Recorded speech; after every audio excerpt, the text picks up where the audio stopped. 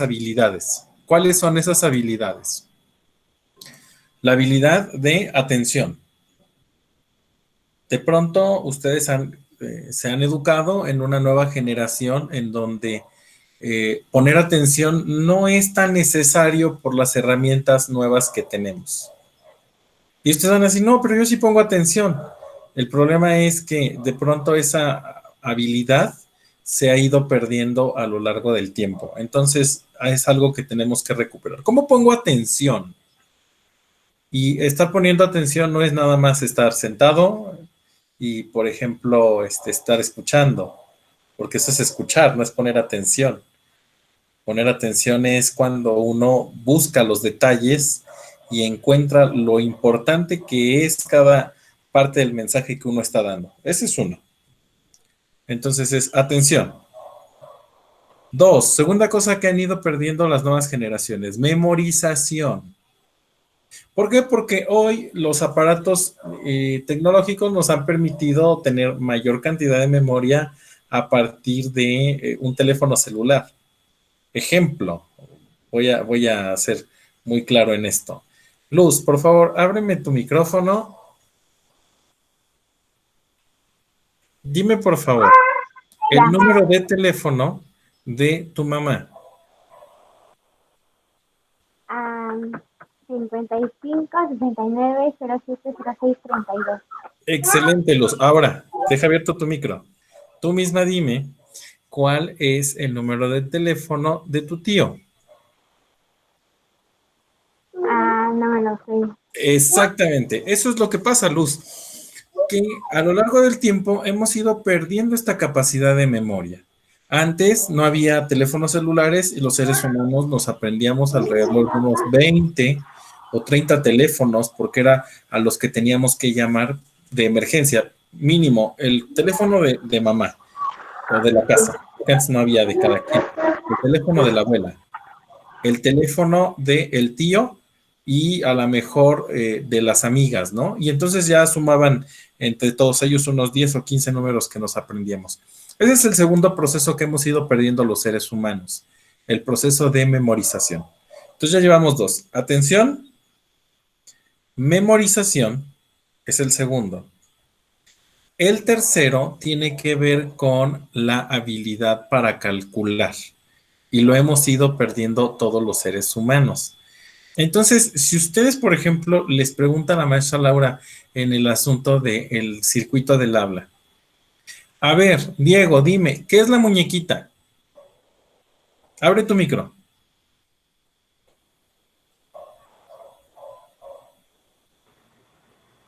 Es un juguete.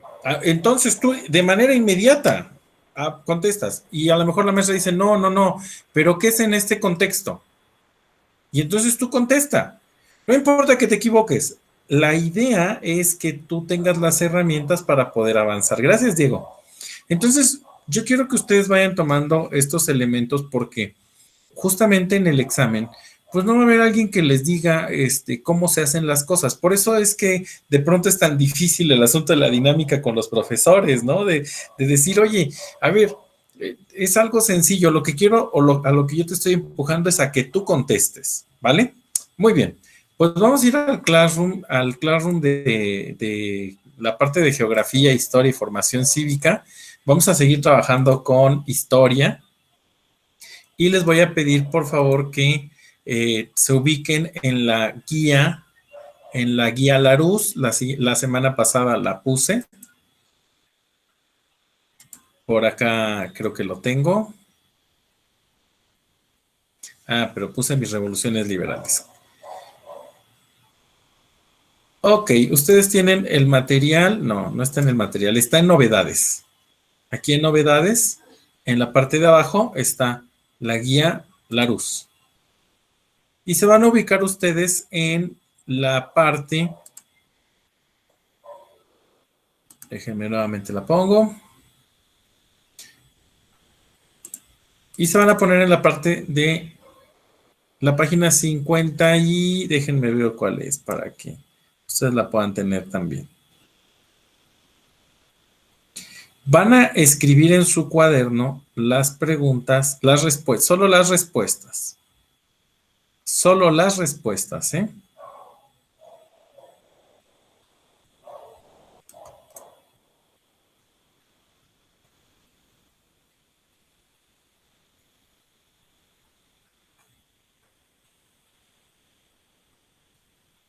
Ok, está en la página 52.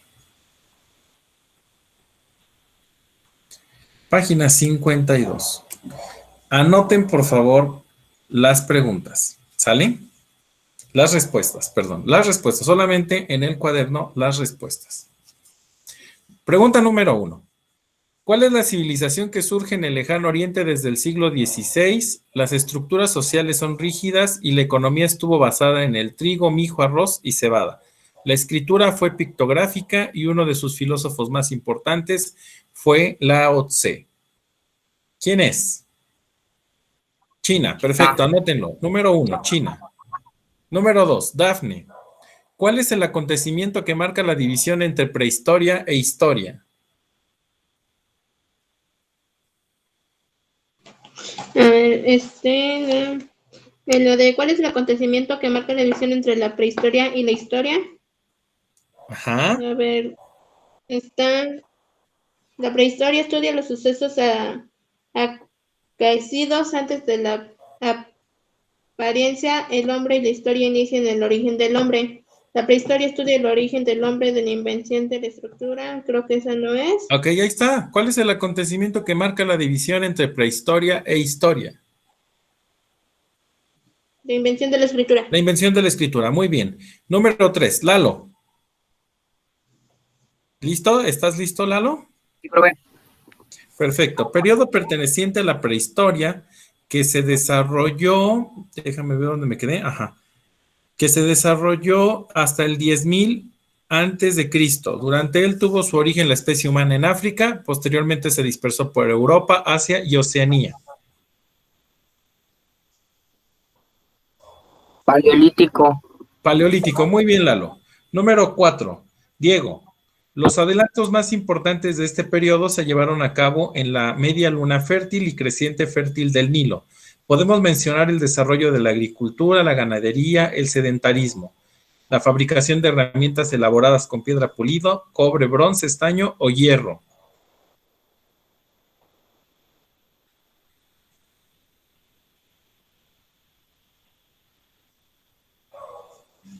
No tiene opciones, Diego, pero puede ser nada más 3. Paleolítico, mesolítico o neolítico.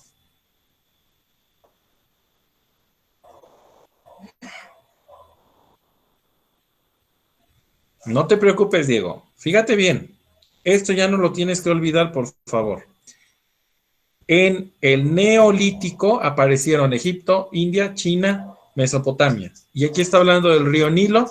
Y como está hablando del río Nilo, por lo tanto, está hablando del neolítico. ¿Quedó claro?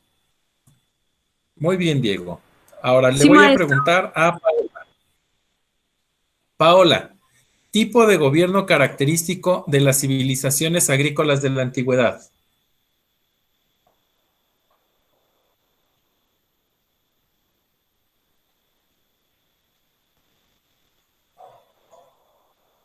¿Andas por ahí, Paola? ¿No te acuerdas? Ok, perfecto. Voy a pasar con Luz. Luz, ¿te acuerdas del tipo de gobierno característico? Ya sé a quién estoy olvidando. Estoy olvidando a Daniela. Daniela seguramente sí se la sabe. Daniela, no seas malita. Dime, ¿cuál es el tipo de gobierno característico de las civilizaciones agrícolas de la antigüedad? Es el teocrático que basaban en muchos dioses. Perfecto, Dani. Teocrático. Significa teos, dioses, kratos, el poder de los dioses, poder de los dioses. Número 6, Dafne. Civilización que se asienta en el norte de lo que hoy se conoce como África. Menfis o Tebas fueron sus ciudades importantes. En su época de mayor esplendor se sitúa entre los desiertos de Libia, Arabia y el Sahara. ¿Egipto? Egipto, muy bien. Ya no nos tenemos que tardar aquí. Valentina, ¿cuál fue la cultura que se desarrolló a las orillas de los ríos del sur asiático como el Ganges, el Brahmaputra. Sus primeros asentamientos aldeas se remontan al año 3000 antes de Cristo. Chandragupta y Asoka son dos de sus soberanos importantes.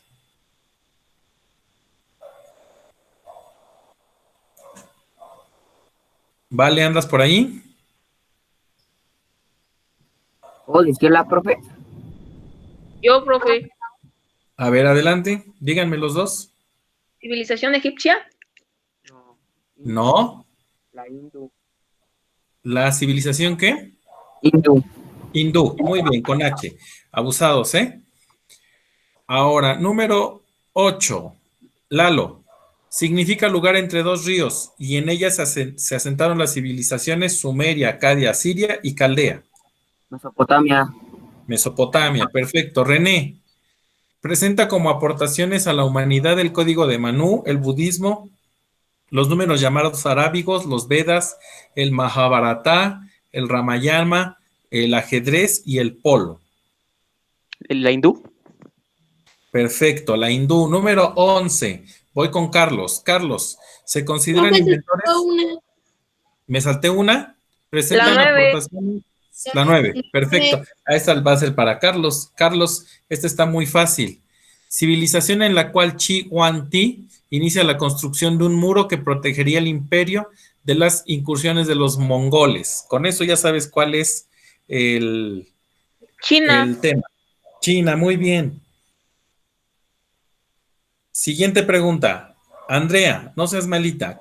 Se consideran inventores del vidrio, las planchas de papiro y las telas de lino, así como de la utilización de obras hidráulicas llamadas shadow.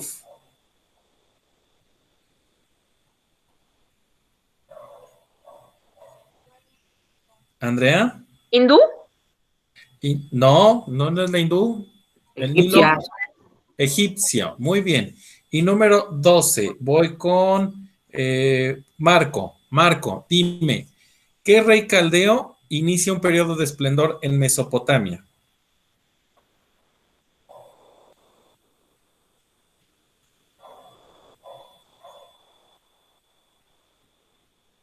No te preocupes, Andrea. Gracias por avisarme.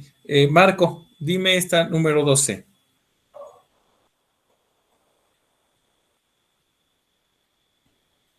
No recuerdo, profesor. ¿Se llama? Nabucodonosor II. Muy bien, Eduardo. Nabucodonosor II. Perfecto. Por favor, esas respuestas ya las van a tener ahí en el cuaderno. Saben que son de las primeras 12 preguntas del bloque 1. En este momento voy a ¿Cómo se empezar escribe la última respuesta? Nabucodonosor II. Vale, voy para allá. Déjame que abra mi pizarrón. Vale.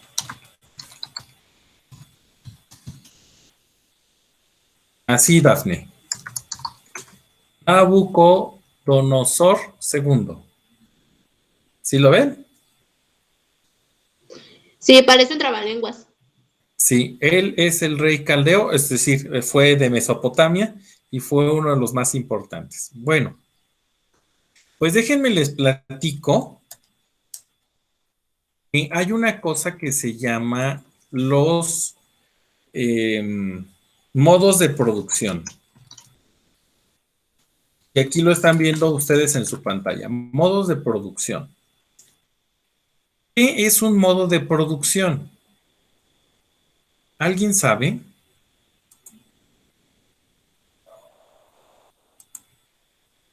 Una técnica para producir un producto. Ok, pues ahí cuando hablas de técnica ya estamos hablando de algo más elaborado. Entonces es, en palabras así muy simples, es la forma de producir los satisfactores básicos. Forma de producir los satisfactores básicos. Y esos satisfactores básicos van a ser el alimento. ¿Qué otro?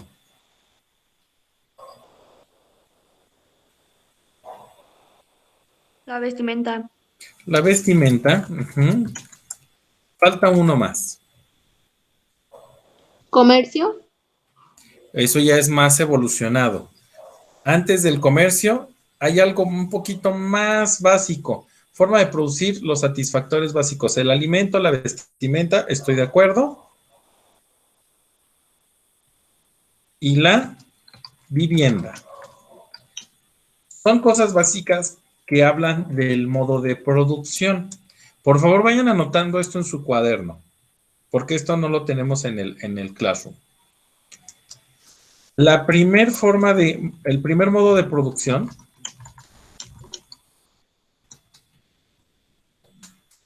es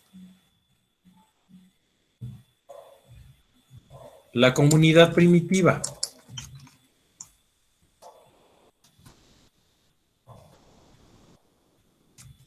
¿Cómo es esto, profe? A ver, ¿cómo? Modo de producción, sí, a ver. Imagínate tú a la comunidad primitiva. Imagínate tú antes de Egipto, India, China, Mesopotamia. Imagínate ese Homo sapiens, imagínate ese hombre de Neandertal. ¿Cómo produce su alimento? Bueno, para empezar, muy probablemente ni siquiera produce su alimento, ¿verdad?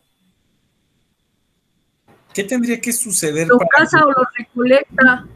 Perfecto. Entonces, el primer modo de producción es la comunidad primitiva y lo que se hace en este primer momento es la caza y recolecta de alimentos. Le voy a agregar uno. Caza, pesca y recolecta de alimentos.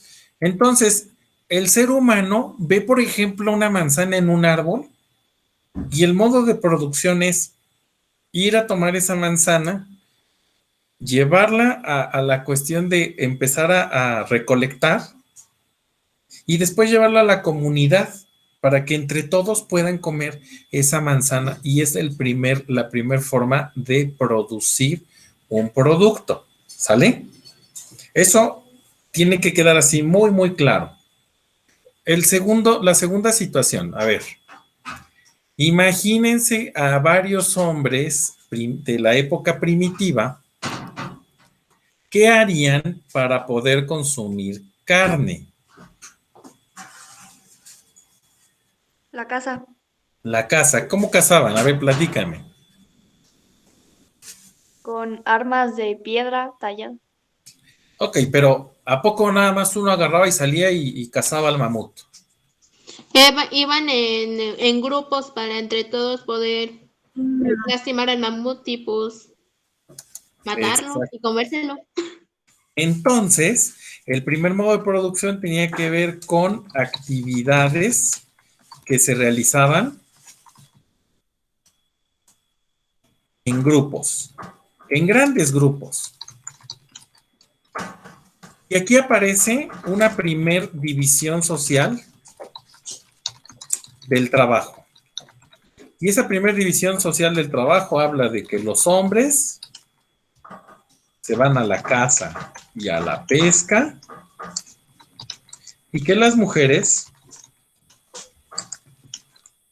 van a recolectar y se van a encargar ¿de qué?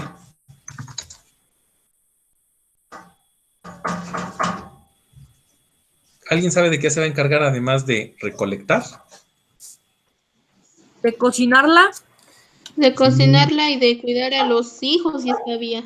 Ah, exacto. Se va a encargar de recolectar la comida, no de cocinar porque todavía no saben prácticamente el descubrimiento del fuego, pero se va a encargar de los hijos. ¿Vale? Súper importante esto de lo que les estoy platicando. Los hombres van a la caza y a la pesca y las mujeres a recolectar. Bueno, entonces aquí hay una primer parada. A ver, le voy a pedir a Valentina, ábreme tu micrófono, por favor.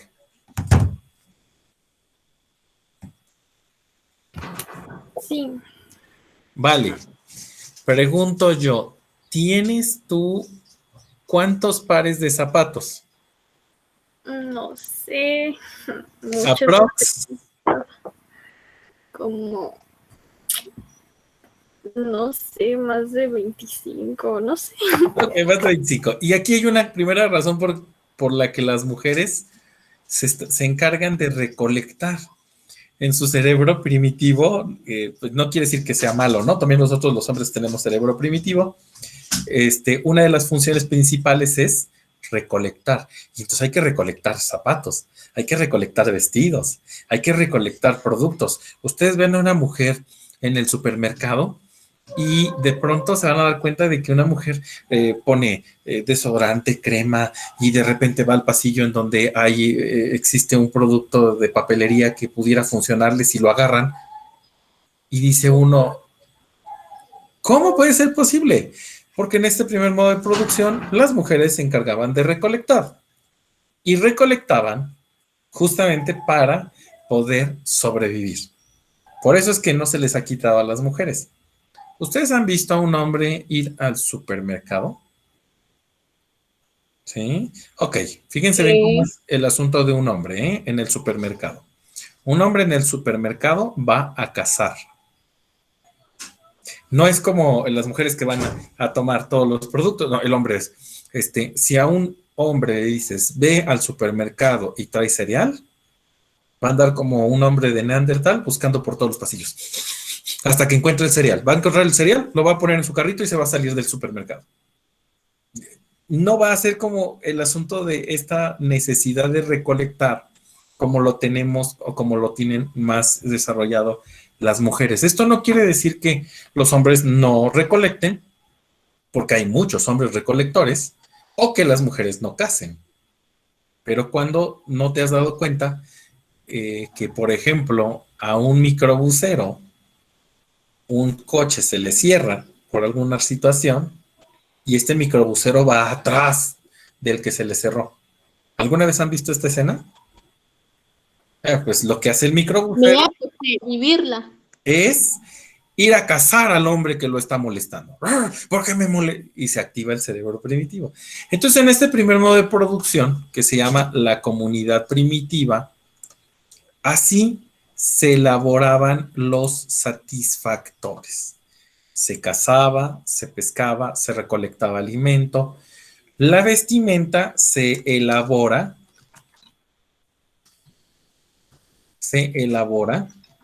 con pieles de animales y elementos de la naturaleza.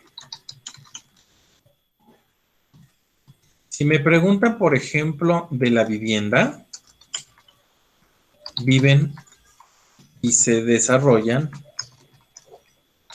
en cuevas. Y aparece un poco de arte ahí en la comunidad primitiva, ¿no? Ustedes sabrán de las pinturas rupestres y todo este rollo. Si ustedes tienen el asunto de poder escribir en el cuaderno esto, súper importante porque es uno de los métodos de aprendizaje. Yo lo digo, tú lo observas en la pantalla y luego lo pasas al cuaderno con un movimiento en donde conectas ambos hemisferios del cerebro. Entonces es importante que lo puedas escribir, porque lo más fácil es decirte yo, tómale captura de pantalla y ya lo tienes ahí guardado. Pero el problema es que muchas de las veces eso no se integra a tu proceso cognitivo. ¿Hasta aquí vamos bien? Y es el primer método apenas. Es apenas el primer modo de producción. Gracias, Diego. El segundo modo de producción.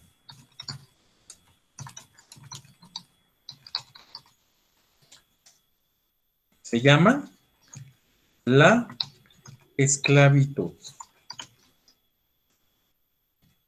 El segundo modo de producción se llama la esclavitud. Deme un segundito, ¿eh?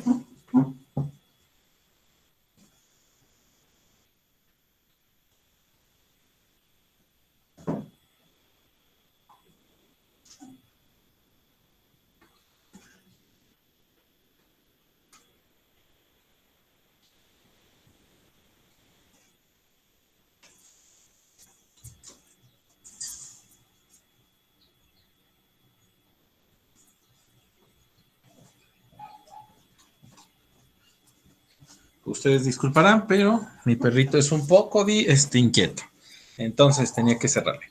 El segundo modo de producción es la esclavitud. Y entonces ahora ya no es como que nos juntamos todos y vamos a la casa y todo. No. A ver, por ejemplo, agarro y digo, René, abre tu micro. Acá estoy. Perfecto. Te digo, oye, René, ¿sabes qué? ¿Ya ves que afuera de tu casa hay un árbol de manzanas? Es de guayabas. Ah, es de guayabas. Perfecto. Pues te vas y te subes y me traes guayabas. Y René se queda. ¿Pero por qué? Porque se impone la fuerza de de las personas que tienen mayor fuerza. Y entonces empieza la esclavitud como forma de producción.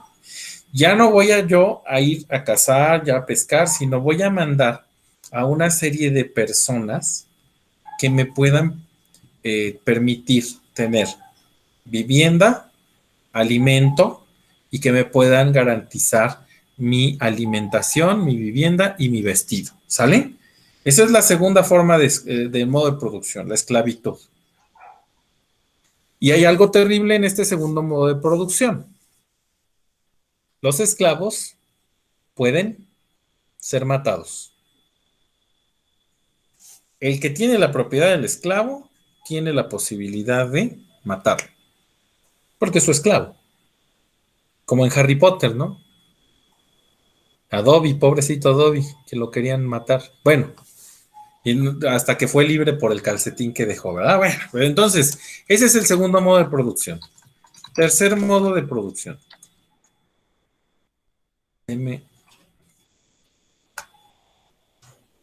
Tercer modo de producción se llama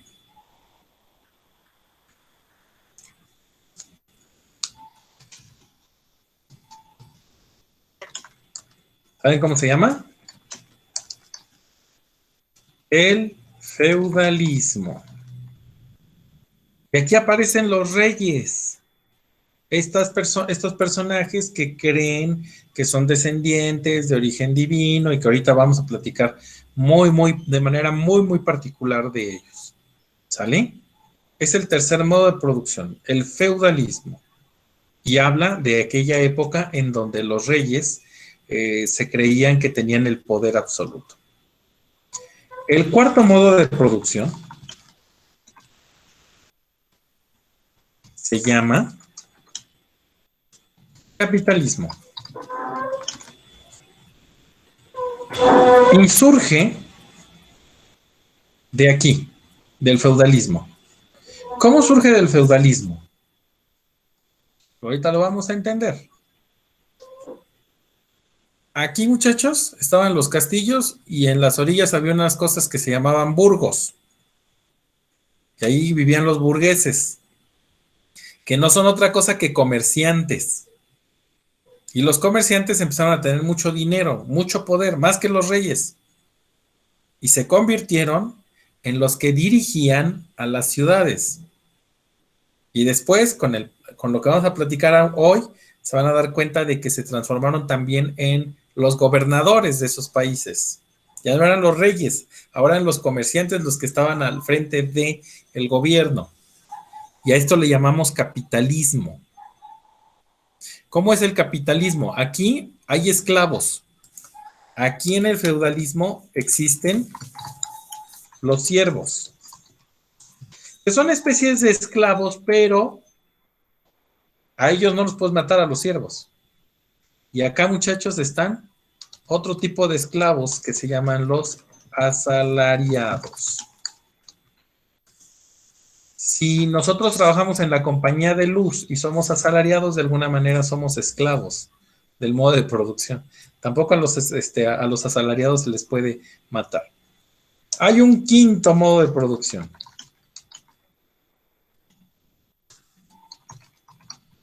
Se llama el socialismo. Hay algunos que lo conocen como el comunismo. Aquí, por ejemplo, en el capitalismo, alguien va a buscar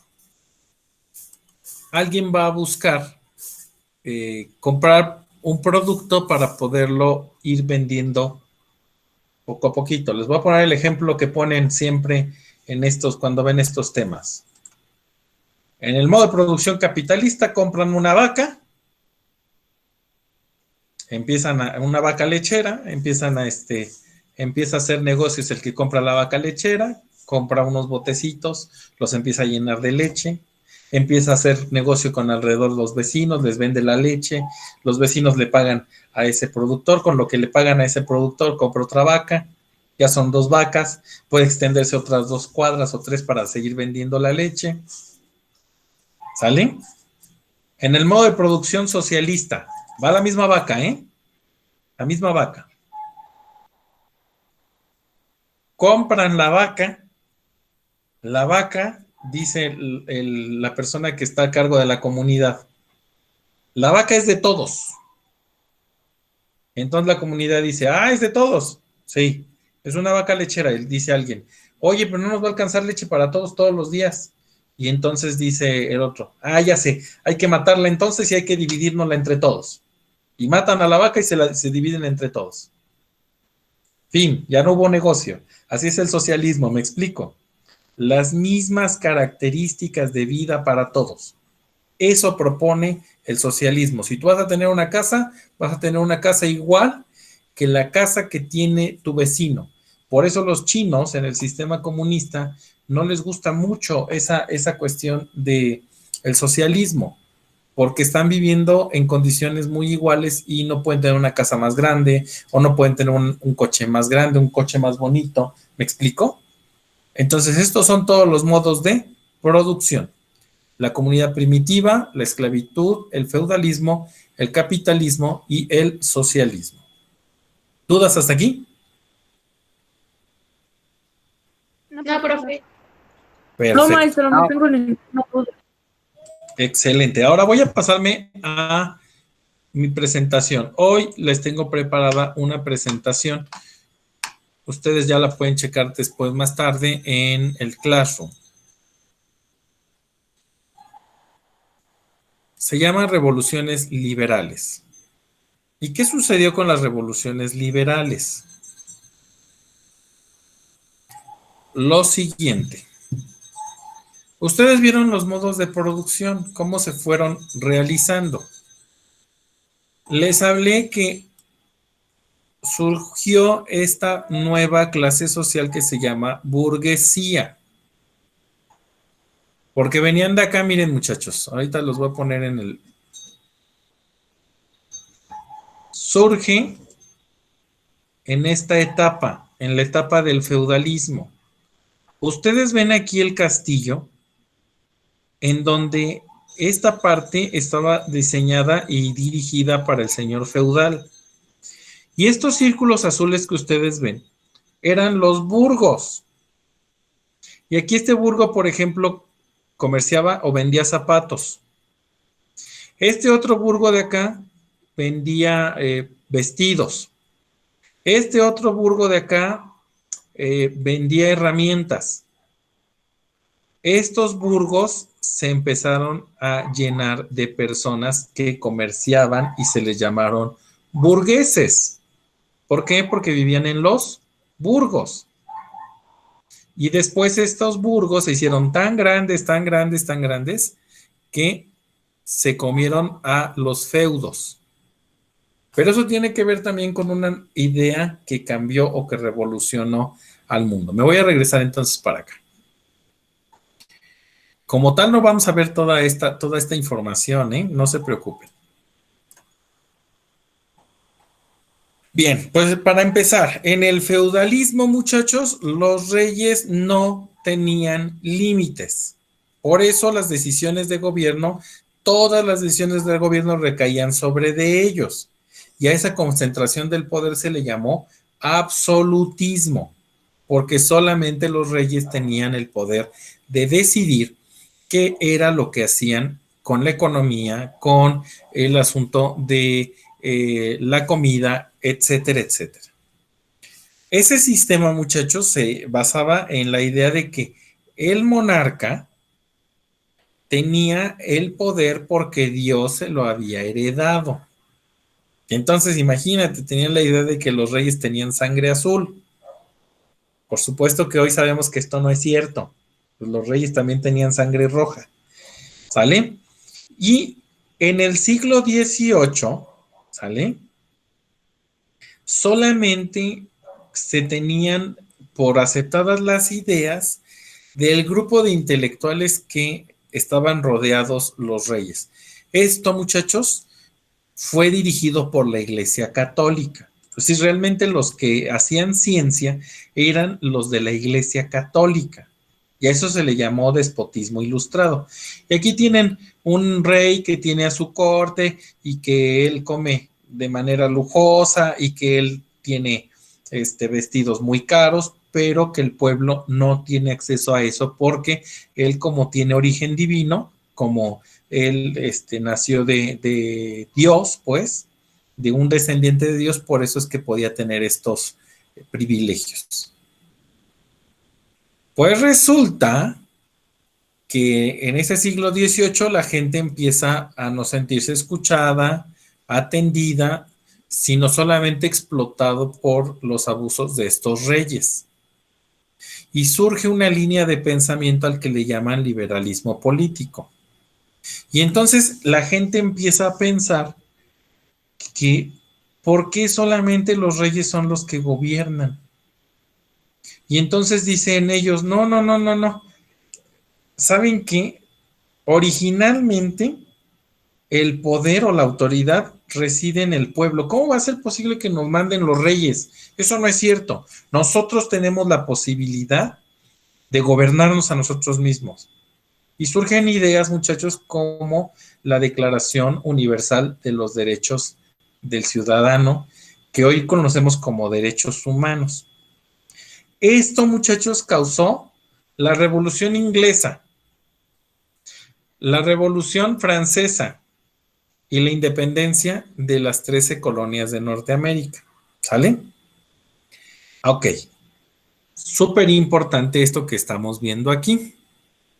Entonces, el liberalismo fue una nueva manera de pensar en donde los reyes ya no tenían ese poder. Por eso es que empezó a tomar más fuerza esta forma de pensamiento. Y aquí tenemos a estos que están aquí viendo ustedes, son unos burgueses, y hagan de cuenta que estos burgueses empezaron a tener ideas liberales, en donde creían que los reyes no eran los únicos que debían de gobernar, como les estoy colocando la información aquí. Los burgueses, muchachos, eran aquellos que se dedicaban a los telares en la primera revolución industrial, a la cuestión de la lana.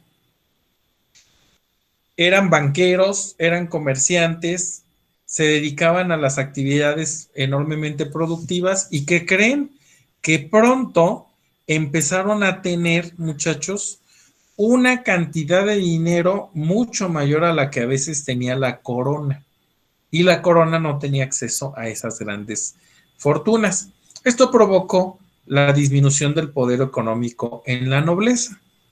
Aquí están los burgueses, unos que se dedicaban al comercio y otros que se dedicaban a la banca.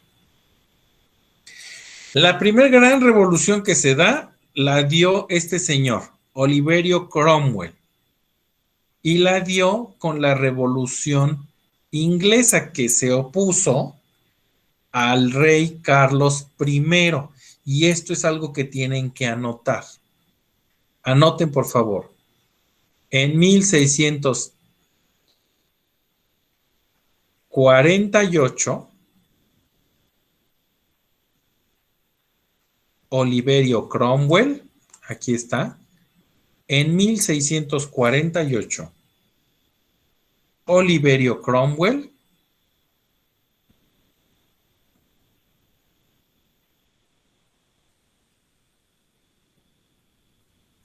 se rebeló en contra del rey Carlos I.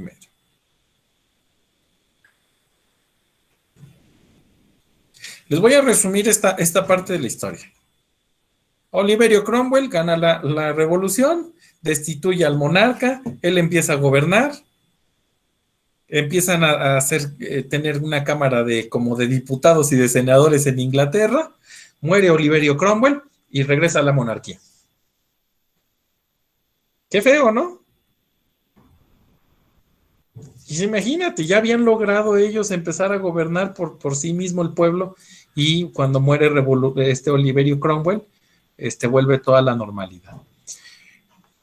Bueno, pues resulta que esto se da en Inglaterra. Inglaterra hoy sigue siendo una monarquía. Ahí está la reina Isabel, que sigue siendo monarca de Inglaterra. Ustedes conocerán a la señora, es grandísima y sigue teniendo mucho poder. ¿Están de acuerdo conmigo? Bueno, muchos ingleses, que la mayoría no eran pues muchos eran vistos como delincuentes, se vinieron a América, poblaron las 13 colonias de Norteamérica, hubo muchos burgueses que se vinieron para acá, la gran mayoría venían huyendo de Inglaterra, ¿sale?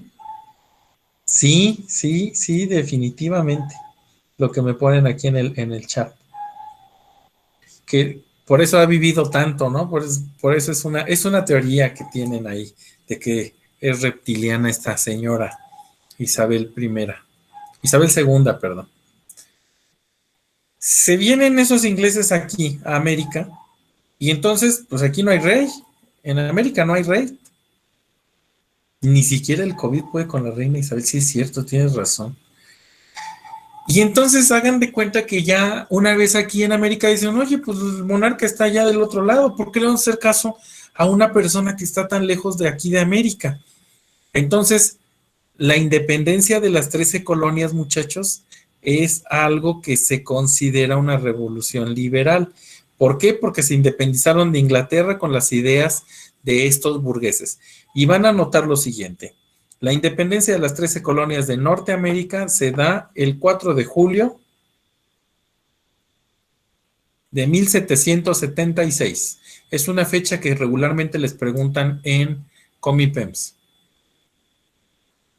La independencia de los la independencia de las 13 colonias de Norteamérica se da el 4 de julio de 1776 y es considerada una revolución liberal. El segundo movimiento que se genera con esto, no me lo van a creer, la Revolución Francesa. Pues desquiciaron los monarcas. Luis XIV dejó en bancarrota 1776, Carlos. 4 de julio de 1776. La Revolución Francesa, resulta que hay una situación en donde hay un monarca que es Luis XIV. Luis XIV se encarga de embellecer París, participa en guerras, no le importa desgastar todo el dinero. Y de pronto viene una sequía, se le complica a Luis XIV, sube al trono Luis XVI con la muerte de Luis XIV y le deja un problemón. Y la gente, bueno, Luis XVI manda a llamar a una cosa que le llama los 3 estados, manda a llamar a una asamblea que se llaman estados generales. Y estos estados generales no se habían reunido en 174 años, muchachos. Poco a poquito voy en esta parte porque tienen muchas cosas que anotar aquí. A ver, algo importante que deben de anotar. La Revolución Francesa se dio el 14 de julio de 1789. Son 2 fechas que no deben de olvidar. 4 de julio de 1776 y 14 de julio de 1789. Se da la Revolución Francesa.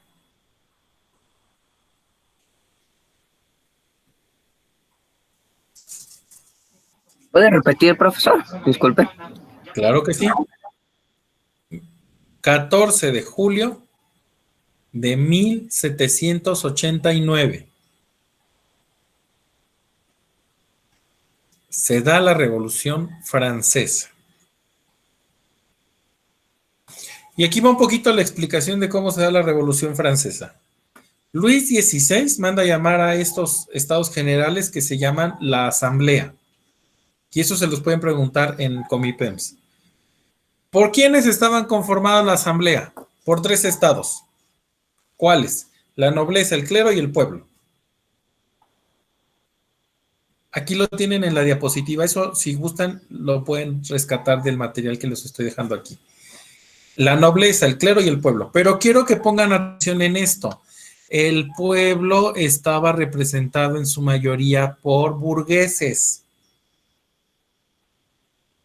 Ahora, vuelvo a lo mismo, voy poco a poquito. Luis XVI manda a llamar a la asamblea porque Luis XIV le dejó un relajo en el país y pensó Luis XVI, bueno, pues vamos a hacer que participe toda la gente porque tenemos que cambiar la manera de gobernar. Digamos que Luis XVI quería ser más cercano a las necesidades del pueblo. Y manda a llamar a estos 3 estados generales que no se habían reunido en 174 años, pero ¿qué creen? Que no se pusieron de acuerdo. No se pusieron de acuerdo. Y estos que eran los burgueses establecen una asamblea constituyente y dejan afuera a la nobleza y al clero. La nobleza y el clero quedan fuera de la asamblea y se genera una asamblea constituyente que está organizada por el pueblo. ¿Sale? Luis XVI pues, reúne su ejército en París porque dice, ¿cómo puede ser posible que se pongan en contra mía el pueblo? Ni la nobleza ni el clero está de acuerdo. Y entonces el pueblo que ya estaba armado se va en contra del rey y toma la prisión de la Bastilla. Este es un castillo, muchachos. Es un castillo en donde había una cárcel para presos políticos. Y toman la Bastilla el 14 de julio de 1789 y liberan a los presos políticos. Dice, con este hecho simbólico comienza la Revolución Francesa. Y luego, la nobleza y el clero que no le habían entrado con el monarca ni con el pueblo, se unieron a la Asamblea Constituyente y le dan la espalda al rey. Este hecho que está aquí, muchachos, también lo tienen que anotar. La toma de la Bastilla del 14 de julio de 1789. Era una prisión. No les voy a hacer el cuento largo. Ganan los de la Asamblea Constituyente, hacen la Declaración de los Derechos del Hombre y del Ciudadano. Si ustedes les preguntan, ¿cuál es una consecuencia de la Revolución Francesa? La Declaración de los Derechos del Hombre y del Ciudadano. ¿Cuál es una consecuencia de la Revolución Francesa? Que cambiaran de una monarquía a una monarquía constitucional. Y hoy una república. ¿Sale? Ya había división de poderes en ejecutivo, legislativo y judicial. Luis XVI y esta María Antonieta, su esposa, fueron muertos en la guillotina. Y quien toma el poder en ese entonces se llama Maximilien Robespierre. Inmediatamente después de que sale Luis XVI, de que se termina la Revolución Francesa y le cortan la cabeza a estos 2 personajes, quien toma el poder es Robespierre. Se hacen 2 especies de partidos, uno los jacobinos y otro los girondinos. Aquí está, miren, los girondinos. Los girondinos son la burguesía comercial e industrial y los jacobinos son la burguesía que representan a los artesanos y comerciantes. Y los jacobinos ponen a este Robespierre al frente. Robespierre hace un régimen del terror y le manda a cortar la cabeza a todos aquellos que no están de acuerdo con su gobierno. Y entonces mata a más de 14,000 personas por ahí así.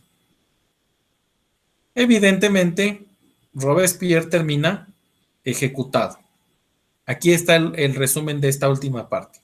El presidente de la Convención Nacional, Francisco Robespierre, estableció el reinado del terror jacobino y termina en 1794 con la muerte de Robespierre. Desaparece la Convención Nacional y el poder ejecutivo es depositado en un directorio compuesto por 5 burgueses. Y ese directorio, que estaba gobernado por estos 5 burgueses, caen con Napoleón Bonaparte. Napoleón Bonaparte va a conquistar muchas partes de Europa y se va a considerar uno de los grandes, se nombró emperador, imagínense. Pero bueno, hasta aquí la explicación del día de hoy. Pregunta, ¿cómo se van? Diego, ábrame su micrófono. ¿Cómo se va de la reunión del día de hoy?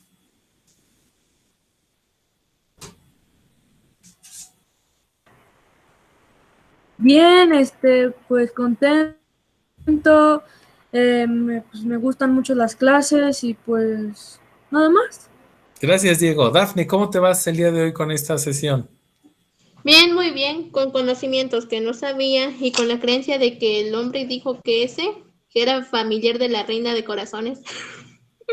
Que le corten la cabeza, sí es cierto. Sí, así, ¿Verdad que Robespierre. Sí, muy buenas las clases, la verdad. Los felicito a usted y a sus maestros, la verdad. Gracias. Dafne. René, dígame, ¿cómo se va el día de hoy? Pues con más aprendizajes de los que ya sabía. Excelente, René. Muy bien, te agradezco mucho. José Manuel, ¿cómo te vas el día de hoy? Pues bien, ahí retomando datos que habíamos visto en la clase de historia ahí en el ALE. Excelente, la maestra Ana Lilia, una excelente profesora también. Gracias, José. Marco, ¿cómo te vas? Pues con nuevos conocimientos y pues mejor. Excelente, Marco, gracias. Carlos, ¿cómo te vas? Pues igual, y muy cansado. Sí, yo también, ya estamos todos cansados. Daniela, ¿cómo te vas? A ver, platícame. Muy bien, maestro. Pues sí, con más aprendizajes ya aclaré varias dudas que tenía antes. Excelente, gracias, Dani. Paola, ¿cómo te vas? Bien. Muy bien, perfecto. Valentina. Valentina ya hasta se fue. Muy bien. No, aquí estoy, es que no podía prender el micrófono. Pero sí, muy bien, ya recordé cosas que pues ya había visto, pero... Y luego más que algunas son de la primaria. Gracias, Vale. Luz, ¿cómo te vas? Pues me voy bien, creo que lo entendí mejor en como que este sábado que el otro sábado, como que, o sea, las clases están, pues como que están muy interesantes, sí, a veces sí como que se me complican, pero sí los entiendo bien. Gracias, Luz.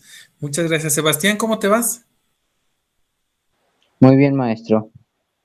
Podría Cualquier- decir que me gustan más estas clases que las de la escuela. Gracias, Sebastián. Me da mucho gusto que así sea. Finalmente, Andrea, dime, ¿cómo te vas? Bien, profesor, con nuevos aprendizajes. Profe, saludos. Ay, muchas gracias. ¿Cómo Yo los está? extraño mucho, ¿eh? Aquí yo metiéndome bien metiche. Bueno, Bien, bien, gracias a Dios. Afortunadamente, bien. Vaya, ya sabes que todo esto nos ha modificado la vida a todos, ¿no? qué bueno, profe. Me da gusto saludarlo. Cuídese mucho. Gracias. Nos vemos entonces dentro de 8 días. Les mandé a todos el calendario. Cualquier cosa, me escriben. Descansen.